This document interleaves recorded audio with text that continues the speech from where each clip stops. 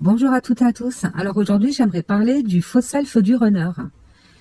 Alors le faux self du runner, moi je le décrirais comme une entité, comme une seconde personnalité, comme Dr Jekyll et Mr Hyde. C'est exactement ça. Enfin, c'est ce qui cadre le plus. Et le faux self, c'est une protection qui a été créée par le runner pour répondre aux attentes de son entourage, de sa famille, de ce qu'on attendait de lui. Donc le runner, très tôt, il a été habitué à porter des masques. Moi, je prends exemple de mon runner où son père, il ne voulait pas que mon runner pleure, que mon runner se plaigne. Donc il disait, arrête de pleurer, on te frappe à l'école, tu te laisses pas faire, tu te défends, faut que tu apprennes à te battre parce que dehors, y a du danger, un homme, il doit savoir se battre. Vous savez, donc mon runner qui était hyper sensible, il a dû s'adapter pour donner l'image d'un petit garçon fonceur, aventurier, qui a peur de rien. Et c'est vrai qu'il a commencé à construire des masques par rapport à la relation qu'il avait avec son père. Ça c'est certain parce que moi il me parlait des rivalités qu'il avait avec son père et ça le blessait énormément. Parce que quand il m'en parlait, il avait la larme à l'œil et il le vivait très mal. Et la mère de mon runner, donc, qui n'était pas forcément épanouie en couple, vu que le père était très détaché, c'était le père qui ramène le beefsteak à la maison, puis pour l'affectif et l'intendance, débrouillez-vous avec votre mère. Donc mon runner, il a été protégé par sa mère et complètement ignoré par son père, parce que c'était même pas du abandonné ou délaissé, c'était ignoré. Son père ne le calculait pas. Son père, il était juste là pour à la limite lui mettre une raclée quand il avait fait une connerie. C'était vraiment une ambiance très violente, très malsaine. Et le runner, il a voulu déjà je pense se protéger de la violence de son père, de se défendre, parce que lui, il arrivait à des moments à se battre carrément avec son père, mais à se battre, vraiment à se bagarrer et à ne plus vouloir se laisser faire et à donner une image de quelqu'un de très de bagarreur, de fonceur, de très viril, qui était à l'opposé de ce qu'il était en réalité, parce que nous, les chasers, on voit notre runner. On sait comment il est. Nous, on le voit sans les masques, sans le faux self, sans... on le voit tel qu'il est, tel qu'il vit. On voit ce qui vibre en lui. Et le faux self, lui, il étouffe tout ça, il étouffe sa lumière. C'est un abat-jour. Vous prenez une ampoule, vous mettez un abat-jour. L'abat-jour, c'est le faux self. Il atténue la lumière du runner. Et c'est très triste, c'est triste parce que moi, quand je voyais le faux self de mon hôte prendre possession de mon runner, c'était un changement de posture, un changement de voix. Sa voix, elle devenait plus basse, plus grave. Le regard, il devenait vide, donc il se vidait carrément de sa substance. Et puis et ça partait dans tous les sens, quoi. Je me fais remarquer, regardez, je fais le guignol, regardez, à inventer des choses, parce que mon runner, il inventait des choses, carrément.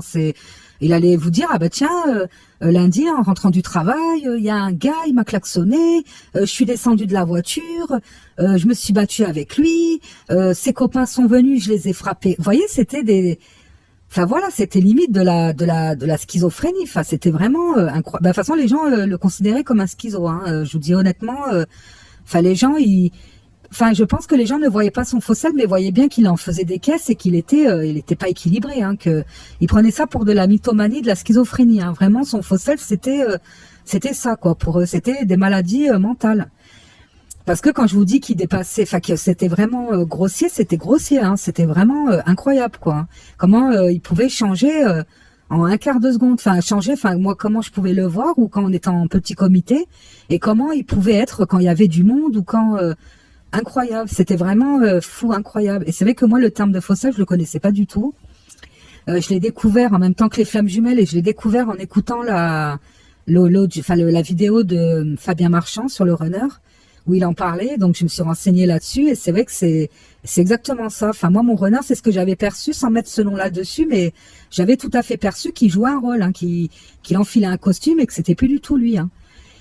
Et c'est comme je vous dis, c'est blessant parce qu'on se dit, mais pourquoi il se diminue autant? Pourquoi? Pourquoi? Pour se protéger pour se maintenir en vie, déjà il a pas confiance en lui, c'est quelqu'un qui se sent diminué, qui se sent pas pas méritant, pas capable, enfin qui pense que tout le monde est mieux que lui, tout le monde, enfin il a aucune estime pour lui. C'est quelqu'un qui est pas très incarné. Enfin moi mon runner, je voyais des fois il marchait, il était maladroit, il avait l'air des fois on aurait dit un pantin désarticulé quoi. C'était vraiment, alors que c'était une perle, hein. Moi, je le voyais vraiment comme une perle, hein. Je parle pas de ça parce que je l'aime et que c'est ma flamme jumelle, mais vraiment, c'est une des plus belles personnes que j'ai rencontrées dans ma vie. Et pourtant, j'en ai connu des gens, hein. Mais lui, voilà, c'était, voilà, un feu intérieur, quoi. C'était magnifique ce qui brûlait en lui, quoi, quelque part. Et c'était étouffé, par ce faux self, hein. Et, Et c'est vrai que moi j'ai décidé, j'ai décidé de ne plus le calculer quand il était dans ses masques. Donc j'ai commencé à ignorer. Dès que je voyais qu'il commençait à enfiler son masque, allez hop terminé. Soit je quittais la pièce, soit je parlais avec d'autres personnes. Je ne le calculais plus. Je coupais les ponts parce que c'était devenu insupportable. Mais vraiment insupportable, je ne pouvais plus. Et puis bon, l'entourage commençait à parler, à dire mais attends, il est pas un peu mythomane, il est pas un peu fou, il est pas. Et moi, ça m'énervait parce que je me disais, il le fait exprès, c'est pas possible et tout, mais pourquoi il fait ça? Et puis voilà, donc, et je me rappelle qu'un jour, j'avais carrément levé les yeux au ciel et j'avais quitté la pièce. J'étais sortie, pas énervée, mais vraiment déterminée. Je ne voulais plus être dans la même pièce que son fossel. Je ne voulais plus. Ça m'agaçait, je ne supportais plus de voir ses copains se moquer de lui. Je ne supportais plus, ça me faisait trop de mal, trop de peine. Et ce jour-là, quand j'ai quitté la pièce, il est venu me rejoindre et m'a dit ça va et tout. Je dis oui, ça va.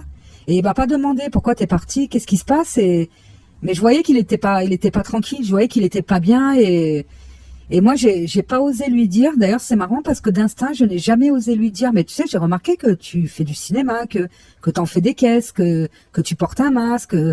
Enfin voilà, que j'ai pas osé lui dire dans le sens où comme si j'avais conscience qu'il allait s'effondrer. Comme si j'avais confiance que si je lui disais, écoute, je sais qui tu es, je sais ce que tu n'es pas et ce que tu fais, c'est trop, c'est fake, c'est pas bon. Je sais qu'il se serait effondré. C'est fou, d'instinct, je savais qu'il fallait pas que je lui dise. Mais il avait compris sans que je lui dise qu'il avait vu que ça y est, c'était fini, que je me déconnectais de lui et que c'était terminé, hein. Et c'est de là d'ailleurs que j'associe les douleurs qui ont commencé chez lui, les migraines, les maux de ventre, le fait qu'il soit prostré, qu'il n'ose plus s'exprimer, mais en fait il s'exprimait plus parce qu'il pouvait plus utiliser le faux self. Comme il avait peur de l'utiliser, en sachant que moi je le repoussais, que je l'avais remarqué, que je voulais plus avoir affaire à lui, il n'osait plus s'exprimer avec son faux self.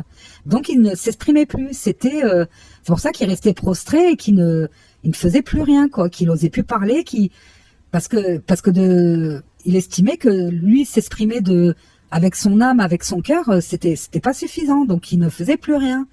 Et ça, c'est vraiment, enfin voilà, c'est pour vous dire l'importance qu'a le faux self dans la vie du runner. C'est pour vous dire que vraiment, il est complètement piloté par son faux self, hein. C'est vraiment son faux self, c'est sa carte joker, hein. Donc quand il ne peut pas la sortir, il se trouve une main devant, une main derrière. Et c'est ce qui s'est passé les derniers temps avec mon runner.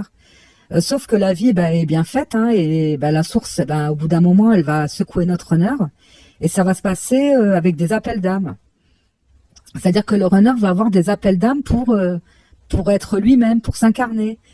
Et le faux self, il va commencer à vriller, hein, à commencer à se déstabiliser, à se déconstruire. Parce que la vraie nature du runner va vouloir s'exprimer, va vouloir sortir. Et le runner va s'apercevoir qu'il a un faux self. Il va se rendre compte que il va se rendre compte que ce qu'il fait, c'est pas en accord avec lui, que c'est ce faux self qui le dirige quelque part, qu'il est dirigé par son faux self et que son faux self, il est piloté par des tierces, hein. Bon, ça j'en parlerai dans un autre audio de la tierce principale qui utilise le faux self du runner pour le manipuler. Donc quand il va se rendre compte de ça, quand il va se rendre compte qu'il vit dans le mensonge, que ses choix sont pilotés par son faux self, que son entourage, ça je crois que c'est le pire, que son entourage est plus attaché à son faux self qu'à lui, que finalement les gens ne l'aiment pas pour ce qu'il est, ils aiment son faux self, sa fausse personnalité. Et là ça va être la débandade, hein. C'est-à-dire que là il y a tout qui va être remis en question parce que tous ses choix, toutes ses connaissances, tout ce qui l'entoure, c'est lié au faux self. Donc s'il détruit le faux self, ben, tout ce qui a été créé par le faux self va devoir être transmuté ou va devoir disparaître. Et là, ça va être vraiment... D'ailleurs, je pense que c'est ce qui fait le plus peur aux runners. Ce qui fait le plus peur aux runners, c'est de devoir se débarrasser, de tuer le faux self. Et ça, c'est parce que c'est tuer le faux self, c'est tuer une partie de lui et c'est se tuer quelque part. Et puis voilà, donc c'est pas possible, c'est difficile. Donc moi, faut comprendre que c'est pour ça que ça prend beaucoup de temps, surtout sur les parcours longs, parce que c'est des faux self qui sont harnachés, quoi, qui font partie du runner. Donc c'est très dur pour le runner de se séparer de ce qu'il considère comme une partie de lui, alors que ça n'a rien à voir, que ça vient ça a été créé par l'extérieur, quoi, par le runner, mais par l'extérieur, avec la complicité de l'extérieur. Et ça va être très dur pour le runner. Donc c'est pour ça que ça peut prendre un moment avant qu'il ait ce déclic de voilà son éveil, son réveil. Et c'est vrai que c'est long, mais par contre quand ça arrive, une fois que le runner il a mis le doigt dessus, là ça va aller vite, hein. C'est-à-dire que là il va commencer à réfléchir à tout, à penser à tout, à se dire que son chaser il a aimé pour ce qu'il était, qu'il aimait pas son faux self et qu'au contraire il le fuyait et qu'il a jamais donné de l'importance au faux self. Voilà, il va avoir des prises de conscience qui vont du moment qu'il aura pris conscience qu'il a un faux self, tout va suivre, ça va se dérouler comme un fil.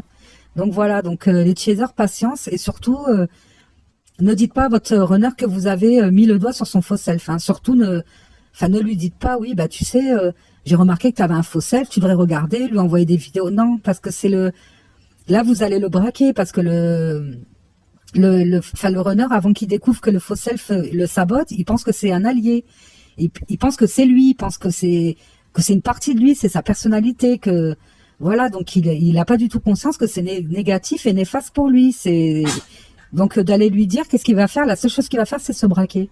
Il va se braquer contre vous et là, ça va faire reculer le travail qu'il doit faire sur lui. Donc il ne faut pas, il faut le laisser faire. C'est des prises de conscience qu'il doit faire par lui-même. Voilà, ça il faut pas s'en occuper. Donc voilà. Bon je vous dis à très bientôt. Au revoir.